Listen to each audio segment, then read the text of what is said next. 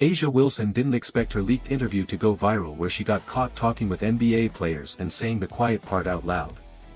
She's talking about the attacks against Caitlin Clark and she's naming Angel Reese right alongside her. This isn't two players competing hard. This is two players admitting they planned it all along. This isn't the first time A'ja Wilson's gone after Caitlin Clark. This is a pattern and it just got a lot more damning. Why is Wilson so jealous of Caitlin? Let me know down in the comments below. Ooh, that's tough cause you got to win one. I feel like that college is one of those spaces where you got to win one for them to even have your name in the conversation. A press conference. Like why? What relevance is this to basketball? And what relevance is this to Caitlin Clark? Outside. I think for us, it's not really a discussion we really have in our locker room. I think it's for leagues and the governing bodies to work with their athletes to find solutions, but our focus is on basketball, and that's what we talk about and how we can get wins, and obviously we didn't do that tonight, so need to find an area to improve in that way. Do you have any, And it took me 3 years to win mine. So, it's hard, yeah, but no ring. Meanwhile, Wilson won hers at South Carolina, a program that pulls in 5-star recruits like it's nothing every single year. Clark carried Iowa, a school that hadn't sniffed a title game in decades, to back-to-back championship games basically by herself. Comparing those two situations and acting like it's the same thing doesn't add up. And fans caught on to that fast. And the timing wasn't random either. Wilson dropped that comment right when Clark's popularity was exploding nationally when every sports network wanted a piece of her. That's not a coincidence, that's a reaction. Then there's the moment during the Final Four, the one people still bring up today. Wilson got caught live saying Clark's attention came down to privilege and she wasn't talking about money or family background.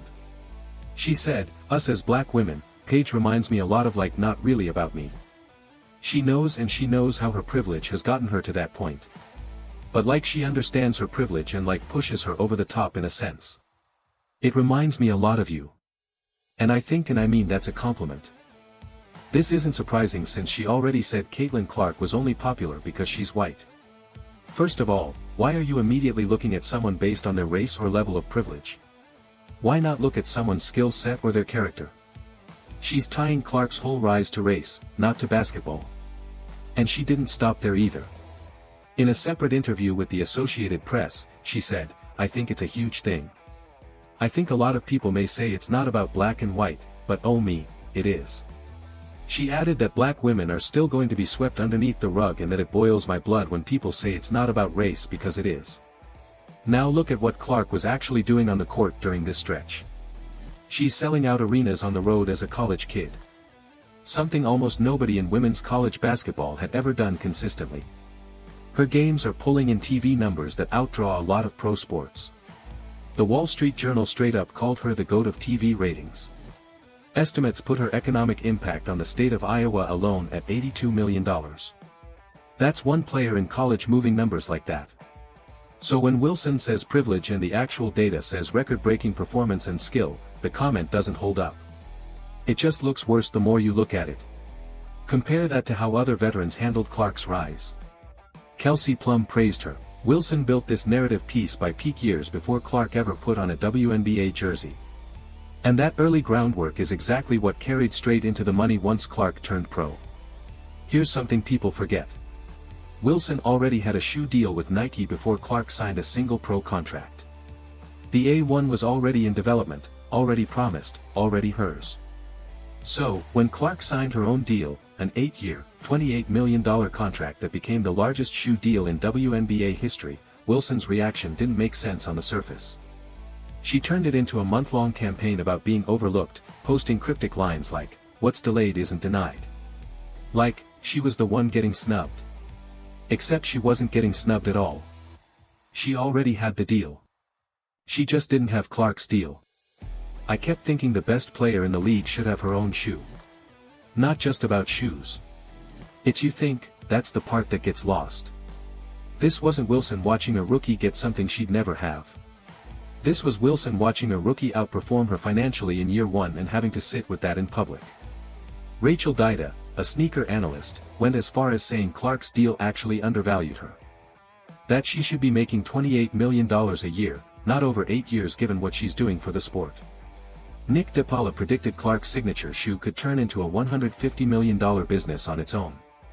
So, while Wilson's posting about being overlooked, insiders are out here saying Clark's deal was actually too small for what she's worth. Then, the Time Athlete of the Year award drops and Wilson can't help herself again. She goes on record saying, "It doesn't matter what we all do as black women, we're still going to be swept underneath the rug. That's why it boils my blood when people say it's not about race, because it is."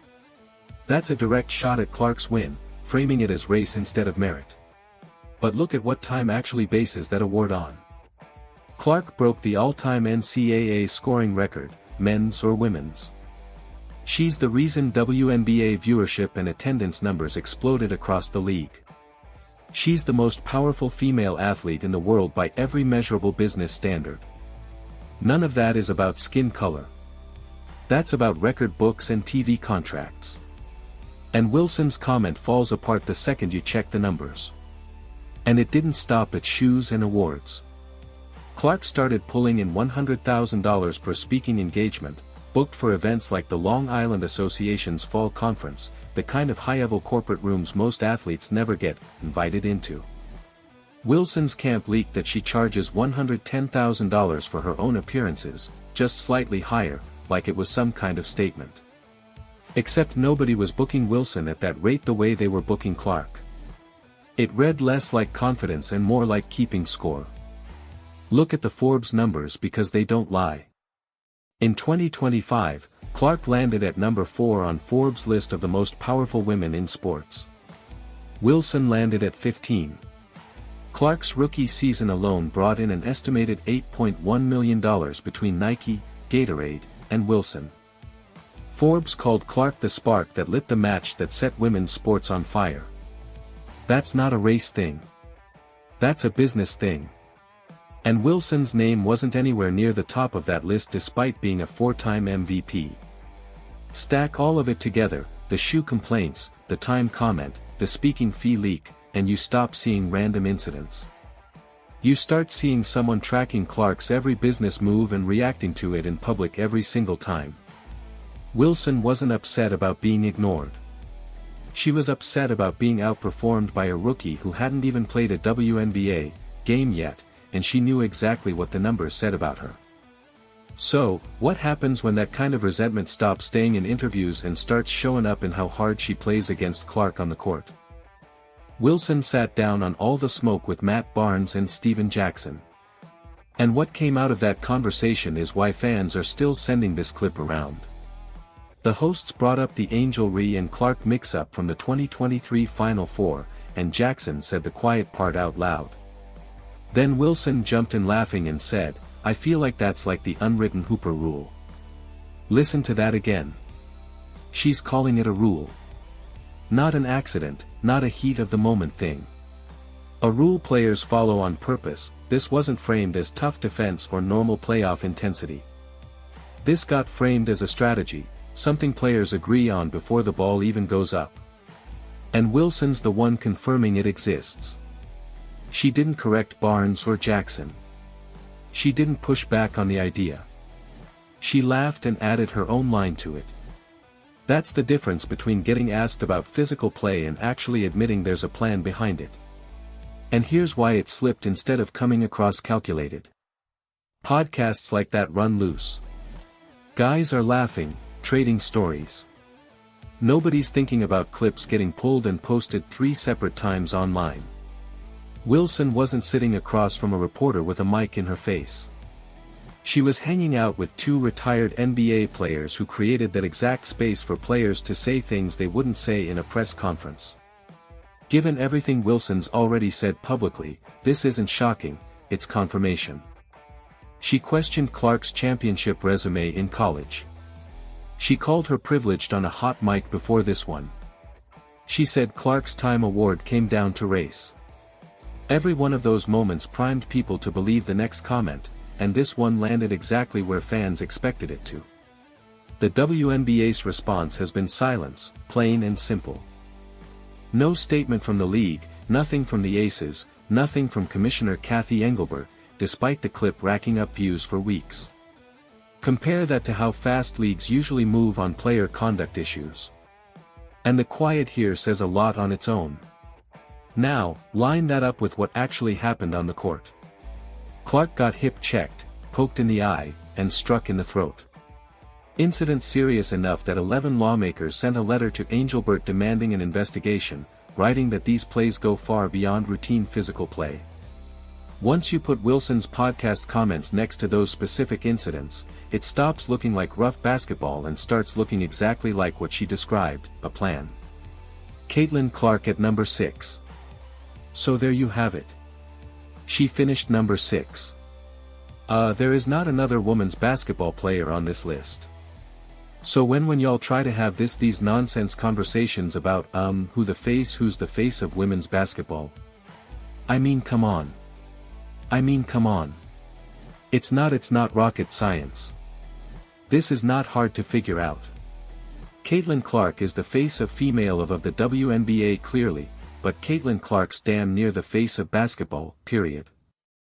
Male and female. Reese's name came up in that same podcast conversation before Wilson ever said a word, tied directly to the Final Four incident with Clark. Ree has her own track record of jabs at Clark going back to college. And hearing her name brought up in a discussion about going harder on white players connects her straight to what Wilson admitted to. Kelsey Plum even said it herself on a podcast describing what it's like being a white girl coming into a league with 85% black women that want to take your head off. At the time, people called that an exaggeration. Wilson's hot mic moment confirms Plum wasn't exaggerating anything at all. And now there's audio to back up exactly what Clark's been dealing with every night on the floor. Here it says, in Sportico's year-end list of highest-paid female athletes of 2025, Clark ranks 6th overall, earning a combined $16.1 million in 2025 from salary, winnings, and endorsements. It represents a $5 million increase from 2024 when she placed number 10 with $11.1. So, we up 5M in an injury-riddled season. This is legit, man. Am I surprised? No. I mean, it's the GOAT. It's the GOAT. I'm not surprised at all. Walk into any sporting goods store right now and look at the clearance rack. That's where you'll find A'ja Wilson's shoe marked down, sitting there months after release, still not sold out. Now, scroll through Nike's social media, and you'll see something completely different. Every post, every story, every countdown is about Caitlin Clark's shoe, and it hasn't even officially dropped yet. Nike built a full commercial around Clark called From Anywhere, featuring the Kelsey brothers, showing her carrying her own shoes into the arena on game day. On June 18, against the Atlanta Dream, Clark warmed up in a blue colorway nobody had seen before, and fans in the building had their phones up before she even finished stretching. Clips hit social media before the game tipped off. No paid placement needed. Just people filming it themselves because they wanted to. That's the kind of reaction brands pay millions trying to manufacture. And Nike got it for free. You had the reaction at the time, the delayed not denied post from A'ja Wilson. And then, A'ja's shoe comes out and so on and so forth. And that was a big rollout. And there was speculation that, Nike was worried about stepping on toes or offending anybody by launching CC's shoe ahead of everybody else, even though, she got the big deal and is the most popular, and all that, but it's coming. Compare that to Wilson's rollout. Her shoe launched with a normal press push, some ads, some social posts, and then it faded. No countdown, no reveal moment, no commercial with anybody. Just a shoe sitting on shelves getting discounted at Foot Locker while Clark's shoe hasn't even hit stores, and analysts are predicting a sellout measured in minutes based on search traffic alone. Nick DePaula, a sneaker insider who tracks this stuff for a living, said Clark's shoe could become a top 5 signature franchise across basketball and turn into a $150 million business on its own. Nobody's saying that about Wilson's shoe. And it's not just fans buying in either. By December 2025, Clark's Kobe Player Edition shoes were already the most worn shoe in the entire NBA, ahead of shoes from guys actually playing in the league. NBA players have access to literally every shoe on the market, and they're choosing to wear Clarks anyway, voluntarily, in real games. That's not something Nike can fake with a marketing budget. That's players deciding on their own that her shoe is the one worth wearing. So, is this a coincidence? Look at the timing. Wilson's hot mic comments about targeting Clark hit right, as Nike started pulling back on her marketing. Her race comments about the Time Award, her month-long campaign complaining about being overlooked, all of it stacked up right as quiet, consistent, controversy-free. I mean, it's one of them ones. One of them ones that's going to set the market on fire and really help Nike's stock, I believe. And whatever the reason for the delay, some of it could just be the production and how long it takes to put all these things together, put a plan like this in place, put a rollout in place. So, when Wilson posted about being forgotten after Nike's marketing shift, she confirmed the exact thing sponsors were worried about. A confident player with a shoe people want doesn't need to remind anyone it exists. The shelves clear out on their own. Wilson's post did the opposite. It read like a reaction and people picked it apart online as proof of exactly the insecurity brands try to avoid. Her shoe struggling to move after months on the shelf isn't bad luck. It's the direct bill coming due for the reputation she spent years building. One comment at a time.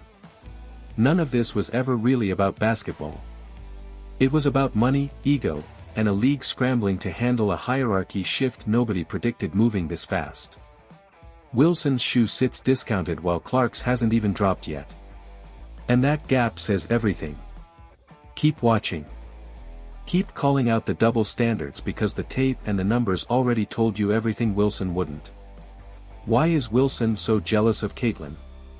Let me know down in the comments below. And don't forget to like, subscribe, and turn on all notifications as we're bringing you all the action and top stories. Click the video on the screen, and we'll see you in the next one.